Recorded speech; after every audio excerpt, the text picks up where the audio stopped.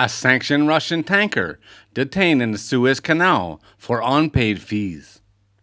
This is from the Maritime Executive, and it was published on November the 3rd, 2025. The Russian Union of Seafarers, or SUR, is reporting that a sanctioned Russian flag tanker has been seized at the Suez Canal for unpaid transit fees. According to the union, it is the latest in a series of financial problems with the crude oil tanker. The crude oil tanker Dignity 159,426 DWT was built in 2004 and has been owned and managed by a Russian company, Argo Tanker Group, since 2023. The last recorded inspection for the tanker, which is 274 meters or 899 feet in length, was in May of 2023, according to the databases, corresponding to the time it was sold to the Russians.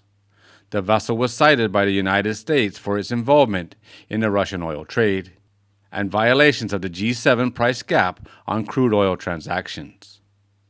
Tracking data showed that the vessel had made ports of call in Russia.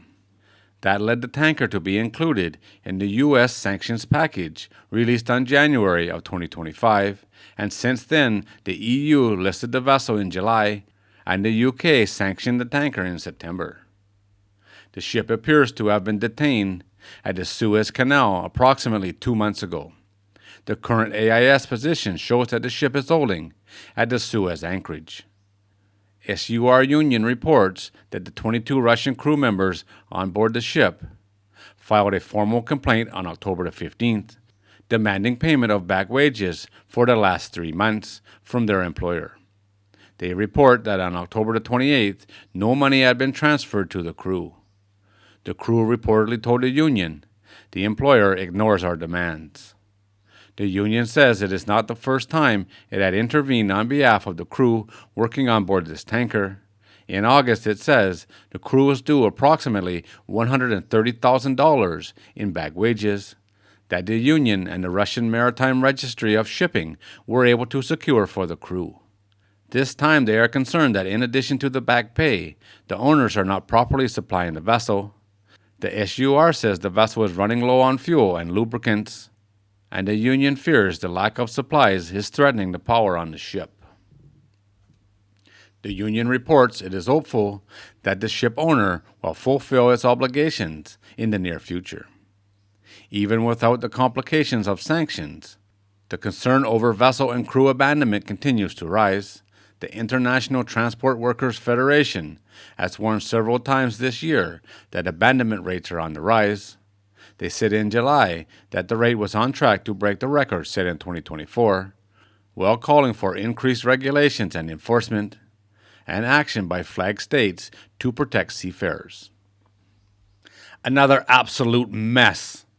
These people probably won't get paid. They'll be lucky if they can get flights home. Hopefully I'm wrong about that, but that seems to be the way these things normally work.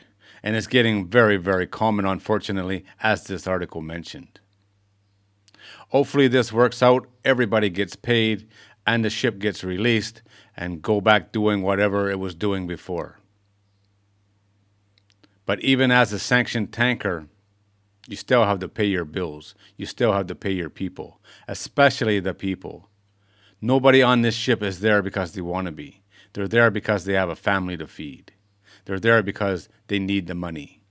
And not getting paid for 3 months, that's going to hurt a lot of people. There's very few people that can go 3 months without getting any money coming in. The bills keep coming. It doesn't matter if you have money to pay them or not. It's just an ugly situation all around. And for me, at least pay the crew. Find a way to pay the crew. Sell the ship and pay the crew. Do something. Obviously, this company has major financial issues, but find a way to pay the crew. All right, guys, there it is. As always, thanks for watching. If you're new here and you like these kind of videos, don't forget to subscribe before you leave, and I'll see you on the next one.